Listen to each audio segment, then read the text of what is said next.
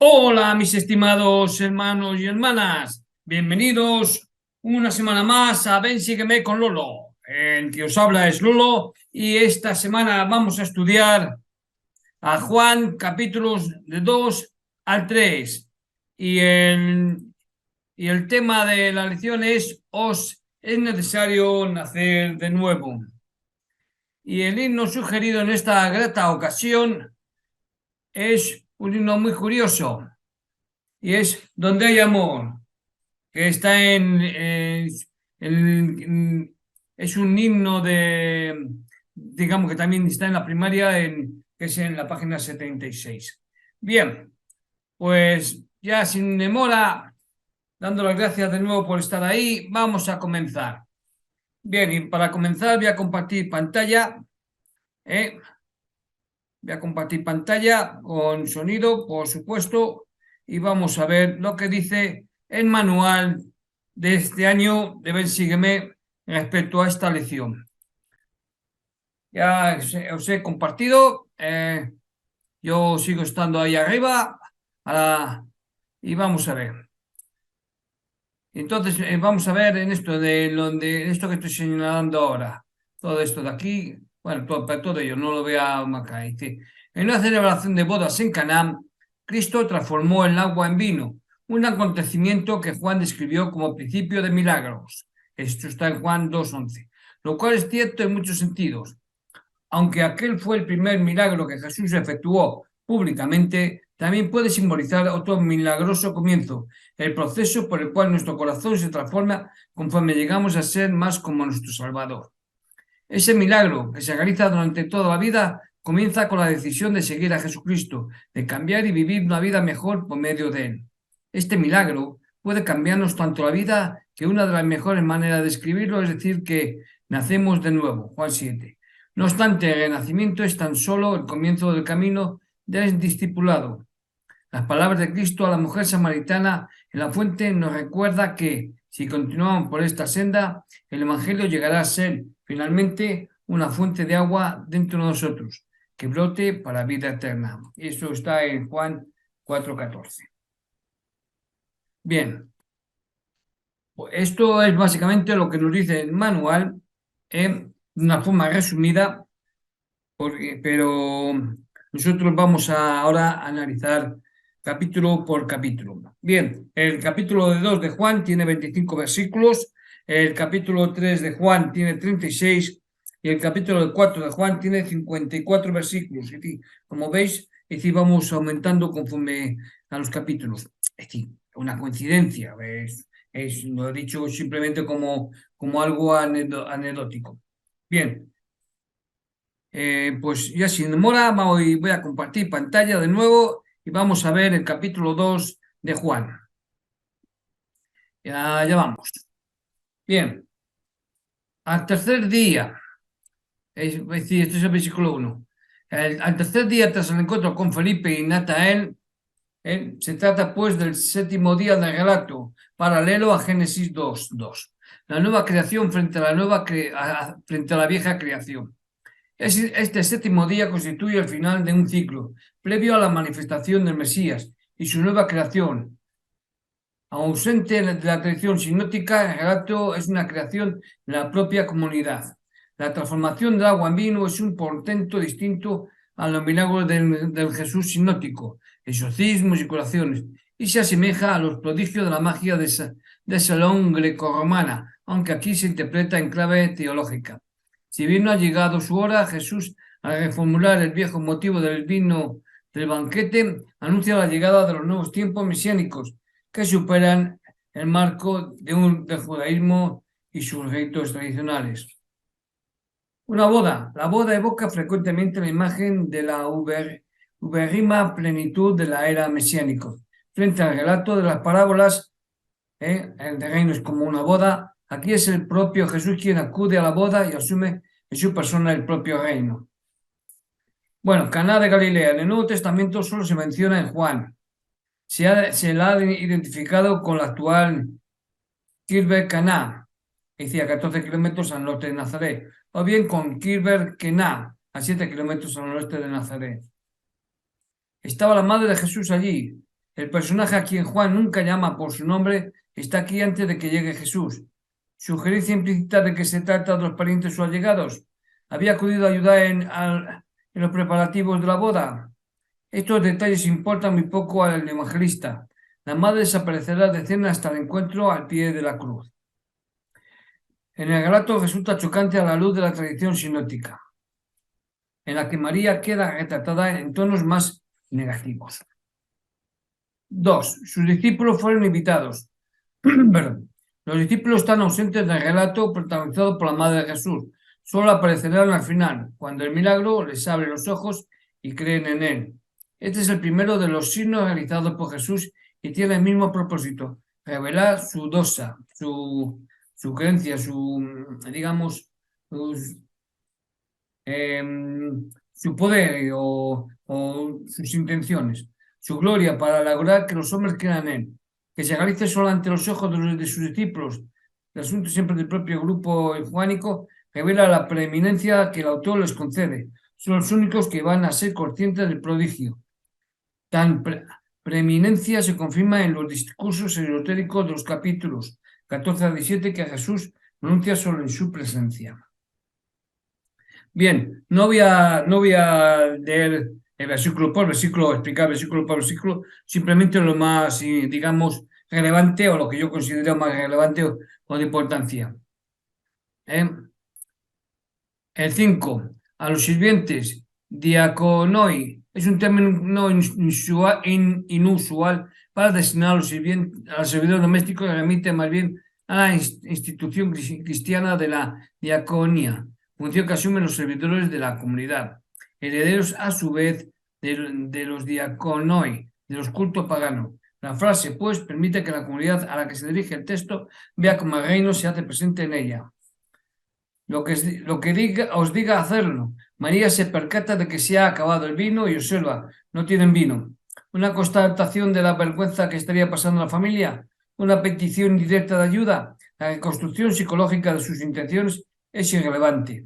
Lo significativo es la brusca respuesta de Jesús. Todavía no ha llegado su hora.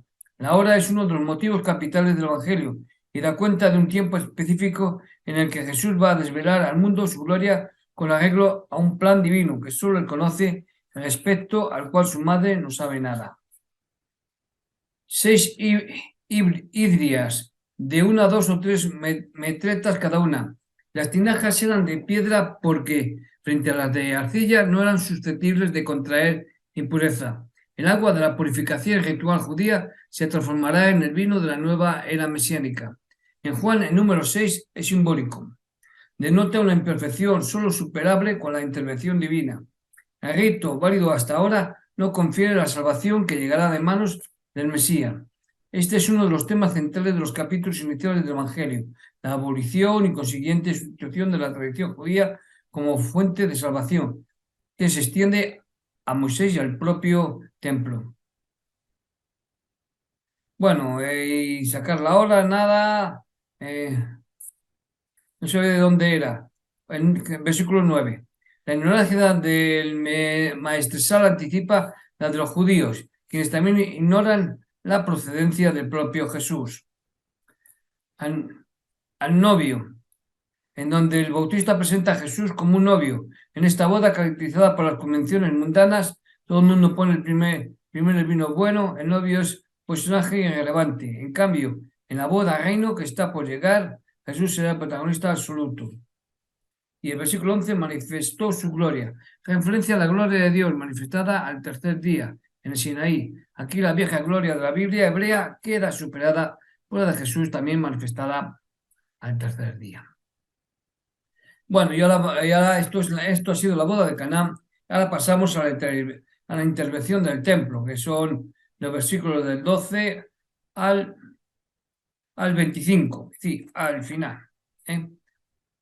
El versículo 12 dice: después de esto bajaron a Cafarnaún, él, su madre, sus hermanos y sus discípulos. Por primera vez aparecen aquí los hermanos de Jesús, a quienes, al igual que Marcos, Juan dispensa una actitud hostil. Ello revela que en la tradición judánica la familia de Jesús representa a gente cercana, pero incrédula. Quizás una nota polémica contra la comunidad de Jerusalén dirigida por Santiago, el hermano del Señor. Teniendo en cuenta que Juan no hace referencia a la virginidad de María, es de suponer que a los ojos del autor y sus destinatarios estos no son sino hermanos carnales de Jesús. Estaba cerca la Pascua de los judíos y Jesús subió a Jerusalén. Esto es el versículo 13. Jesús se ha hurtado a sus hermanos y discípulos y viaja a Jerusalén sin compañía. Frente a los sinópticos, el Jesús de Juan realiza el grueso de su misión a solas. Los discípulos aparecen y desaparecen del relato sin ninguna explicación. Versículo 14. Encontró instalados en el templo. Los sinópticos ubican la intervención de Jesús en el templo en un momento más verosímil, tras la entrada triunfal de Jerusalén. De hecho, el episodio parece ser la causa de su prendimiento. En cambio, en Juan, el relato ha sido desplazado al inicio de la misión de Jesús. Esta purificación no solo marca la llegada de los nuevos tiempos, sino que da un sentido específico a la figura de su Jesús, ya que establece una nítida frontera entre el auténtico comienzo del relato y la prehistoria galilea, manifestada en los relatos sinópticos. Látigo de cordel, detalle desconocido por los sinópticos.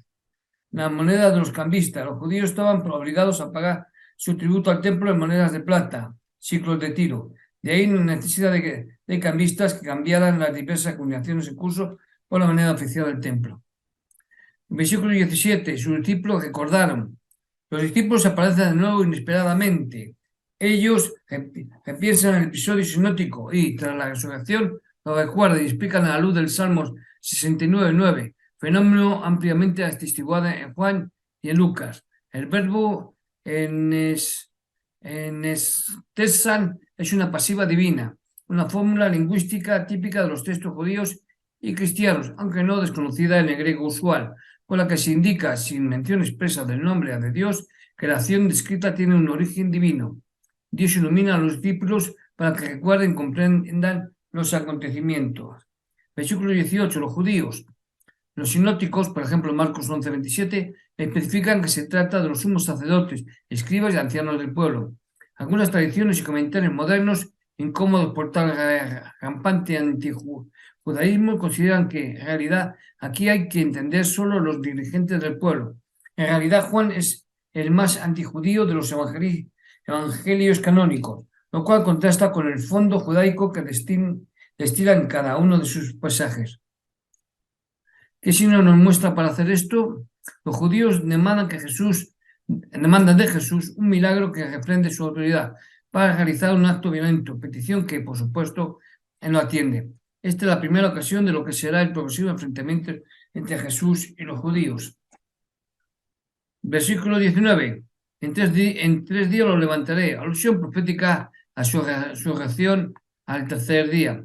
No obstante, Juan no utiliza nunca la expresión al tercer día para dar cuenta de la resurrección. No hay ningún pasaje de la Biblia hebrea que explicite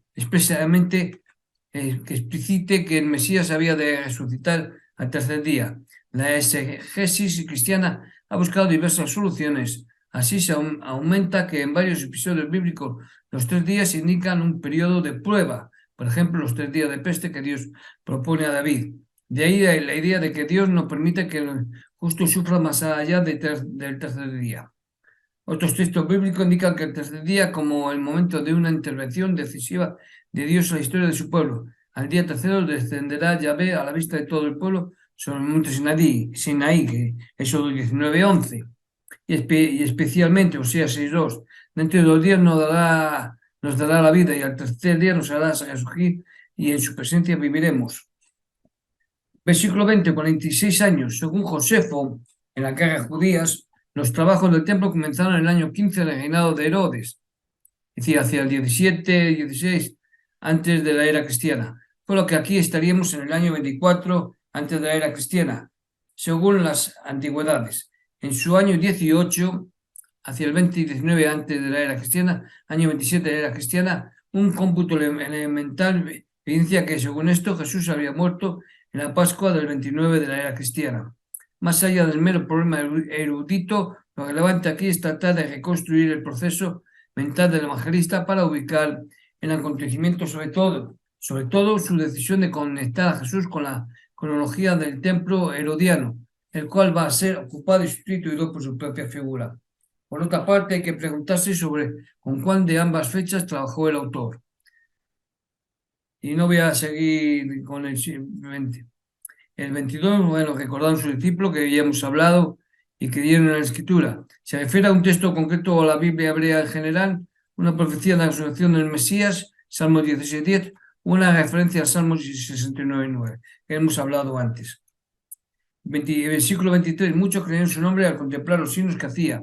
Si bien solo se ha narrado un milagro, el autor indica que Jesús está haciendo muchos otros milagros de los que no da cuenta. Observe la insistencia en la estrecha conexión entre los signos joánicos y la fe que esto suscita. Bueno, el versículo 24, no confiaba en ellos porque los conocía a todos. Estos versículos funcionan como una charnela relacional entre el episodio anterior y el diálogo con Nicodemo, ya que anticipan la imperfección de la fe de los primeros creyentes, representados por este personaje. Esta es la primera vez en la que Jesús joánico muestra su omnisciencia, rasgo que manifiesta su divinidad. Y ahora vamos al capítulo 23, al capítulo 23, la conversación con Nicodemo. Porque era dicen que era un Nicodemo, un jefe de los judíos, un principal entre los judíos. Muy bien, entonces vamos a ver los versículos del 1 a creo que hasta el 21. Bueno, vamos a hablar ahora un poco de Nicodemo. Nicodemo, que es el versículo que estamos aquí, el versículo 1. Nicodemo, un jefe de los judíos. El término achón, gobernante, quizás podía aludir a un miembro del Sanedrín, el Consejo Gobernante Judío. En 3 días, Jesús lo caracteriza como maestro de Israel, asimismo 750. El personaje carece de contextura histórica y constituye una ficción literaria que da cuenta del discípulo que ha entrevisto la verdad, pero aún sigue a oscuras. De ahí que el encuentro se celebre de noche. 3:2. Y es lo que viene ahora. Versículo 3, de nuevo. El adverbio anotem posee un doble significado, de nuevo y de lo alto. Aparece 5 veces en Juan. Aparece en Juan 3:3, 3:7, 3:31, 19:11 y 23. En los 3 últimos casos, el contexto deja claro que significa de lo alto. Y es posible que aquí también tenga tal significado. Ahora bien, Nicodemo lo entiende como de nuevo. ¿Cómo puede un hombre nacer siendo viejo? 3:4. La mala comprensión de sus interlocutores, lo cual los inhabilita para la fe, ofrece a Jesús la oportunidad de explicar el sentido real de sus palabras. El reino de Dios. Algunos manuscritos leen el reino de los cielos, primera manifestación de Juan del reino de Dios, realidad espiritual a la que el creyente accede a través del bautismo. Juan usa el término basileia solo 5 veces, 3:3, 3:5, 18, 36, en 3 ocasiones, pero solo aquí está modificado con el genitivo de Dios. Aquí han desaparecido todas las connotaciones sociopolíticas del concepto que todavía se atisban en los sinópticos. Versículo 5, nacido del agua y del espíritu. Al igual que el capítulo 6, reformulará el sentido del banquete cristiano en términos sacramentales. Este episodio reinterpreta el bautismo, no solo es símbolo de la adhesión al grupo, sino una plena recepción del espíritu que permite el acceso a la vida eterna. 1 de Juan 5:11 al 13. En estas tradiciones el bautismo nos confiere automáticamente al Espíritu Santo. Hechos 8, versículos 14 al 16. En cambio, en una línea más paulina, en Pablo los bautismos es una confirmación de la recepción previa del Espíritu. En Hechos 11, 15, 27, la recepción del Espíritu se produce antes del bautismo. Estos conceptos están ligados al mencionado anotem. Ambos símbolos del Espíritu vivificante de Dios vienen de arriba. Estos 2 pasajes se ubican en contexto sobre la restauración mesiánica en Israel. Versículo 8. El viento sopla donde quiere. El término neuma, traducido del hebreo wa, significa tanto viento como espíritu. Con esta imagen, el autor quiere expresar el misterio que hay en la vida del creyente. Este se encuentra en el mundo, pero no se halla en condiciones de percibir el origen, potem, de su vida espiritual o la meta, pou, a la que está destinado. Versículo 10, Maestro de Israel. La irónica alusión eleva a Jesús y rebaja a Nicodemo. En 3.3, este saluda a Jesús como rabí, maestro. Aquí Jesús le devuelve el título ridiculizándolo. Él no es solo un maestro designado por Dios, es el Mesías. Los maestros de Israel ni siquiera saben lo más elemental. Versículo 11, hablamos de lo que sabemos. La aparición del plural es un indicio de que los discursos autopredicativos de Jesús de Juan proceden del texto comunitarios posteriormente puestos en su boca. Es decir, ya sea 1 de Juan 1, versículos 1 al 4. En este caso nos hallaríamos ante una polémica antijudía expresada por la comunidad y atribuida aquí a Jesús. El juego vosotros ya se hace presente en 3.7. Versículo 13, nadie ha subido al cielo. Estas palabras no corresponden a Jesús, son un comentario del autor, quien contempla a Jesús ya regresado al cielo. Más aún constituye una crítica de los relatos bíblicos en los que ciertos personajes subieron al cielo. Así, Elías, el segundo de Reyes 2.11. Asimismo, la literatura intertestamentaria judía y los relatos rabínicos posteriores retratan a Moisés ascendiendo al cielo para recibir la Torá y descender para entregarla a los hombres.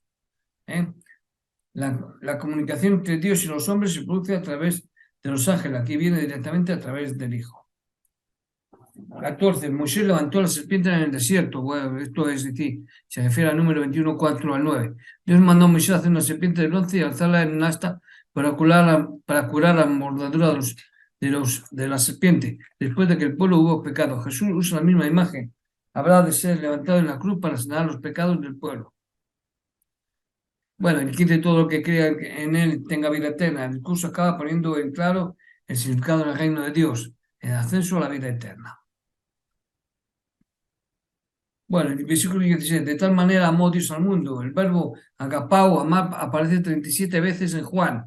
El sustantivo agape, amor, 7. Da cuenta del vínculo entre el Hijo y el Padre, del vínculo entre estos y los creyentes o del mutuo amor de estos, reflejo del amor que también Dios les profesa. Le dio a su Hijo unigénito, único, del reino de Dios, objeto de la predicación de Jesús sinóptico. Se pasa al tema central de Juan, la misión del Hijo como Salvador del mundo. Recordemos las connotaciones sacrificiales que posee el concepto monogenes. A juicio de Pablo, la muerte de Jesús en la cruz deja de ser un acontecimiento histórico, un sedicioso ejecutado por Roma, y adquiere una dimensión cósmica. El sacrificio del Hijo de Dios viene a solventar el drama del pecado y la muerte en la que se halla la humanidad. En la tipología cristiana primitiva, Isaac es el prototipo de Jesús. De ahí la afirmación de Jesús en 8:56, vuestro padre Abraham se alegró de ver mi día, que es un anuncio de su muerte, conocida proféticamente por Abraham. Versículo 17, no envió Dios al Hijo, el mundo se salve por él. Frente a los sinópticos, en los que se plantea una escatología por venir, nos hallamos aquí ante lo que habitualmente se denomina la escatología cumplida de Juan. Para los sinópticos, la vida eterna es una recompensa recibida en el juicio final o en una era futura. Para Juan es una realidad ya presente en la vida del creyente. Esta posición suscitó controversias en el seno del cristianismo primitivo. Así, el autor de las cartas comunitarias condena a Himeneo y Fileto, quienes mantienen que la resurrección ya ha tenido lugar. En contraste con el Hijo del Hombre, que separa a buenos y malos en el juicio, Juan declara, este es el juicio, la luz vino al mundo. La propia presencia de Jesús en el mundo es la luz que separa a los hombres en dos grupos, los hijos de la tiniebla y los que vienen a la luz. Una alusión no muy clara a una especie de autojuicio de los propios hombres que resuelven la contradicción entre la declaración explícita de que Jesús solo busca la salvación del mundo y la realidad de que los incrédulos acabarán siendo condenados. Bien, el que practica la verdad, la fórmula Ho Poyon Ten Aletheia es una traducción del hebreo Asad Emen, ser fiel, guardar fidelidad. Diálogo de Juan Bautista con sus discípulos. Comprende los versículos del 22 al 36, hasta el final. Bueno, versículo 22. Llegó Jesús junto con sus discípulos. Los discípulos han estado ausentes de la actuación de Jesús en Jerusalén y sin previo aviso reaparecen en Enón. En esta primera sección de Juan, los discípulos aparecen ligados a la predicación jurada de Jesús, un tiempo prepascual, y sus apariciones son esporádicas. Solo aparecerán sistemáticamente en la segunda parte de la obra, el libro de la gloria. Y bautizaba. El dato desconocido en los sinópticos, en donde Jesús no bautiza, a nadie resulta algo chocante. De ahí que poco más abajo un editor tardío corrigiera, aunque Jesús mismo no bautizaba, sino sus discípulos. 4.2.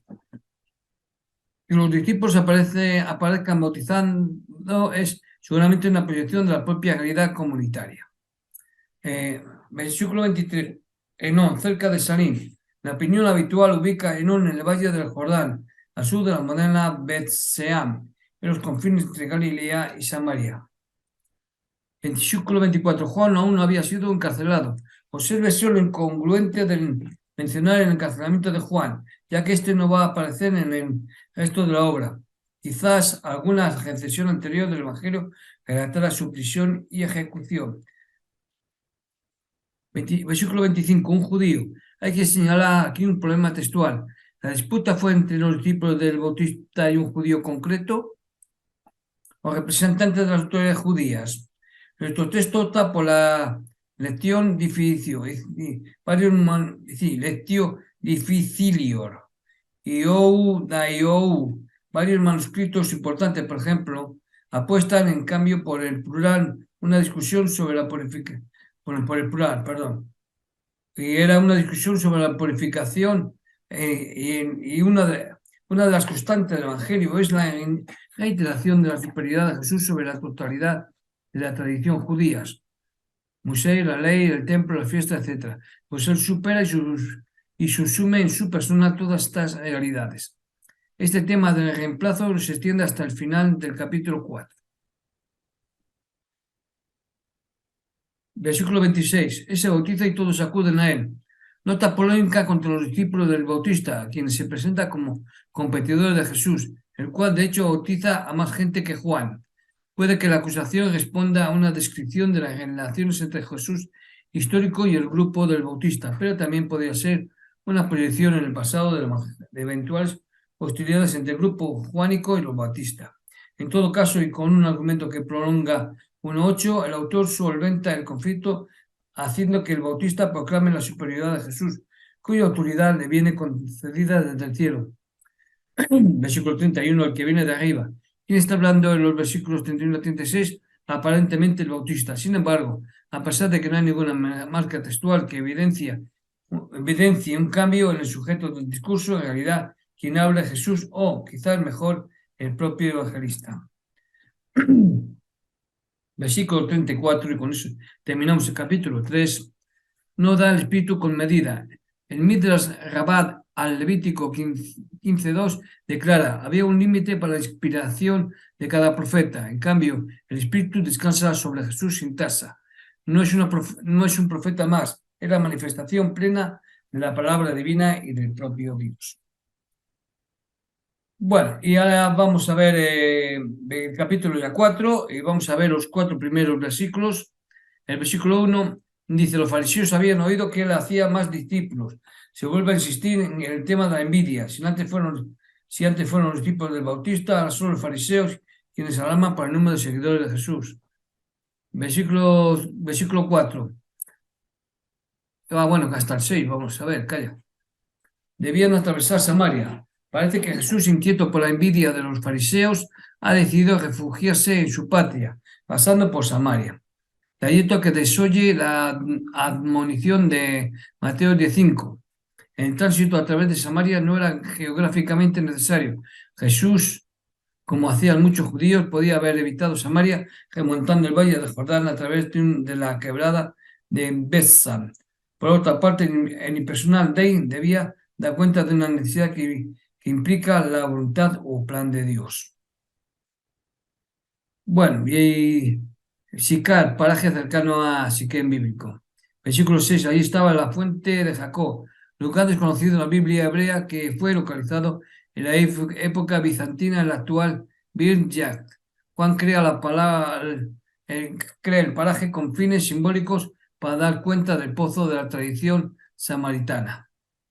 Bien, el encuentro con la mujer samaritana. ¿eh? Y entonces vamos a ver ahora hasta el versículo, estamos en el 21, 22, pues básicamente vamos a ver bastantes. Bueno, el versículo 45 y son 54, y son 54, vamos a ver, 45.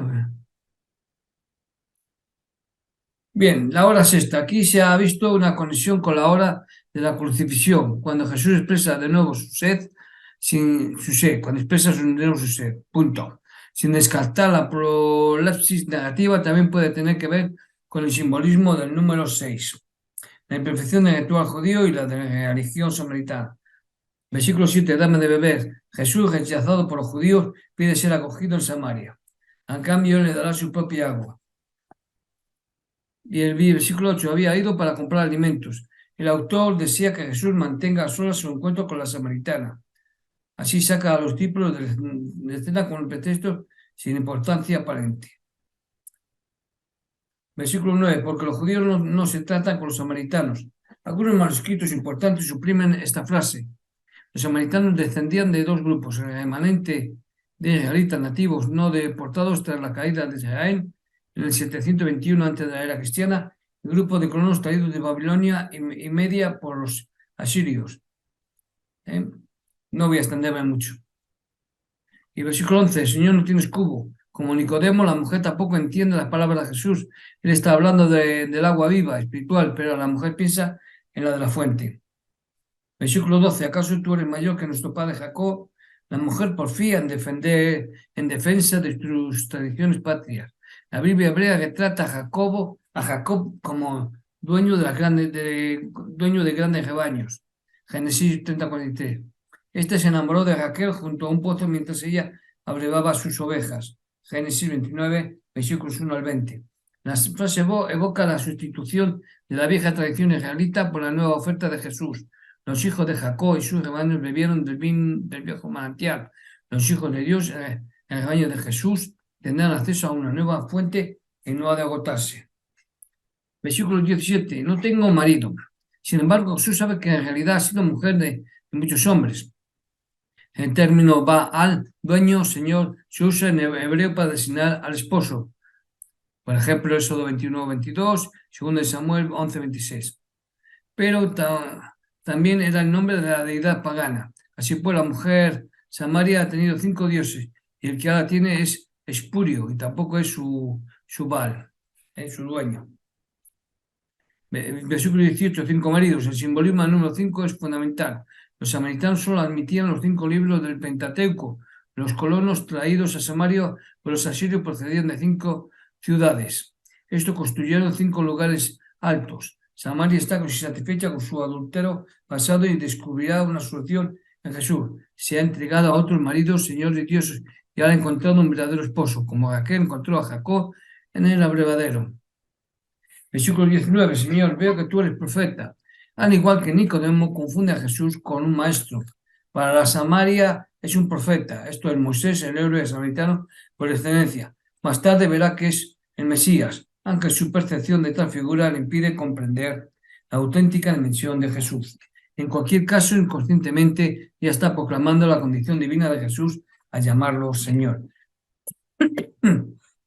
Versículo 20. Nuestros padres dieron culto en este monte. A los pies de este monte, Josué había copiado la ley de Moisés y la había leído al pueblo. Deuteronomios 8, versículos 32 a 35. Según la tradición samaritana, el Garizim era el lugar de sacrificio de Isaac. Ni en este monte ni en Jerusalén daréis culto al Padre. Jesús propone a los samaritanos un cambio en su perspectiva sobre su tradición y su templo. Más aún, declara que también el templo de Jerusalén está prostituido. Jesús mismo, fuente de agua viva, será el espacio de encuentro con Dios. La salvación, versículo 22, la salvación proviene de los judíos. Por más que el grupo juánico se sintiera distante de un judaísmo que consideraban superado y que ya lo habían excluido de la sinagoga, eran conscientes de sus raíces y su Jesús proclama su reconocimiento a una tradición de la que no puede renegar. Versículo 25. Sé que viene el Mesías, llamado ungido. Los samaritanos no esperaban a un Mesías davídico. Al fin y al cabo nunca habían formado parte del reino de Judá. Esperaban al Tajé, el que retorna, el profeta semejante a Moisés, que restauraría el culto. Deuteronomio 18:15. Josefo da cuenta de algún profeta samaritano que se atrevió a papel en el siglo I de la era cristiana. Versículo 26. Yo soy. Primera declaración explícita de la mesianidad divina de Jesús. Es el primero de los 7 yo soy del Evangelio, paralelo a los 7 signos milagros, número de la perfección divina. Jesús se identifica con la fórmula yo soy, sobre todo en sus usos absolutos. Y dijo Dios a Moisés, yo soy el que yo soy. Así dirás a los hijos de Israel, yo soy. Me envío a vosotros el Dios de vuestros padres. Este es mi nombre para siempre, este es mi memorial por todos los siglos. Jesús revela con sus actos la obra del Padre. De ahí que los que lo haya revelado en su plenitud y su sacratismo nombre. Versículo 27. Se asombraron de que hablara con una mujer. El asombro surge de que hable con la samaritana, sino con una mujer. Juan, tan hostil al sexo, preserva a Jesús del contacto con mujeres, salvo con su madre y tras la resurrección con la Magdalena, a quien le pide que no la abrace. El episodio de la adúltera es una interpolación lucana y no entra en esta relación. Versículo 28. La mujer dejó la idria. La mujer entiende al fin que Jesús se refiere a una agua distinta a la fuente y abandona su idria, guiándola literal para llevar el agua que le ha ofrecido Jesús. Versículo 32. Un alimento que vosotros no conocéis. Los discípulos regresan de su compra y se lo ofrecen a Jesús. Sin embargo, él, que hasta ahora ha estado hablando sobre el agua de la vida, esto es, sobre sí mismo, declara ahora que él ya tiene alimento, un alimento espiritual que de momento el autor presenta de forma tangencial. Versículo 33. ¿Acaso alguien le ha traído de comer? No hubo malentendido. Los discípulos piensan que Jesús se refiere al alimento físico, aunque en realidad está hablando figurativamente. Su alimento es hacer la voluntad de Dios, tema que conduce a la metáfora de la siega. El fruto de su misión son los samaritanos que vienen a él y, en general, la cosecha de creyentes que va a conseguir.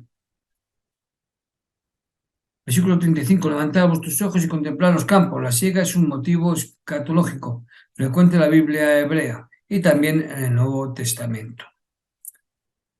Versículo 36. El que siembra y el que siega. Referencia al Bautista, quien como precursor es presentado como el sembrador de la misión de Jesús. El motivo de la alegría ya se ha tratado en 3.29 y a través del contento Charai Chairei, el amigo del novio, el Bautista, también será reutilizado en 4.38 para encomiar una labor del grupo juánico. Y en el versículo 38 que estamos hablando, otros se han fatigado, posible alusión laudatoria a las generaciones precedentes de la comunidad, quienes se han sacrificado por mantener su fidelidad a Jesús. Versículo 28. Muchos samaritanos creyeron en él. La reconstrucción histórica no permite vislumbrar ninguna predicación de Jesús en Samaria. En cambio, ya hace tiempo que la crítica ha aceptado que el grupo juánico se asentó en la región en fechas relativamente tempranas. Versículo 42. El Salvador del mundo. Al ser los samaritanos extraños al judaísmo, aquí la samaritana denomina a Jesús con un título que da cuenta de un universalismo que dista de cuanto la crítica histórica ha podido reconstruir sobre Jesús histórico, quien seguramente centró su mensaje en su contexto judío originario. Versículo 45. Lo acogieron los galileos. El relato es incongruente. De un lado, los galileos le dan su bienvenida. De otro, en consonancia con Marcos 6.4, Jesús proclama la famosa masiva: un profeta no tiene honra en su propia patria. Curación del hijo de un funcionario real en Cafarnaúm. Los versículos del 46 y, si no me equivoco, al 54. Sí, bien. Versículos 46, 47. Caná, Cafarnaúm. El retorno a Caná es un procedimiento literario destinado a dar coherencia a la narración. Se ha creado un ciclo y se pasa a un tema nuevo. Versículo 48, si no veis signos y prodigios no creeréis. Frente a los samaritanos, los galileos sí necesitan de milagros. De ahí la necesidad de la iniciación de Marcos 6:4 en 4:43-45. Versículo 50, el hombre creyó en la palabra. Este episodio es idéntico a la curación del siervo del centurión de Lucas. Es decir, 7:1-10, también Hechos 10:2, 10:24 y 11:14. Lo cual es un claro indicio de una fuerte interpolación de material lucano en Juan. Quizás por ello el milagro no responde aquí al patrón habitual del signo Juan y conductor de la fe, al igual que en los relatos tu fe te ha salvado, por ejemplo Marcos 5:34 y Lucas 7:50. Aquí el funcionario cree antes de verificar el milagro. Solo al final, 4:53, el relato ajusta su tono al esquema juánico habitual. Versículo 53, que hemos hablado ahora mismo, tu hijo oído. Véase Primera de Reyes 17:23, en donde Elías dirige estas palabras a la viuda de Sarepta, que había perdido a su hijo, y creyó él y toda su casa. Y aquí se evidencia el claro origen lucano del relato. Versículo último, 54. Este fue el segundo signo que hizo Jesús al llegar de Judea a Galilea. Error de algún redactor tardío. En realidad este es el segundo del Evangelio. El primero ha sido el de las bodas de Caná. Y esto es, mis estimados hermanos y hermanas, el tema de hoy, y el cual os dejo con agrado y con alegría de poder haber formado parte con vosotros de este plan de Ven Sígueme. Recordad, esto es Ven Sígueme con Lolo, yo soy Lolo y espero que nos volvamos a encontrar la próxima semana con otro interesante tema. Hasta entonces, que paséis una buena semana, sed felices y portaros bien.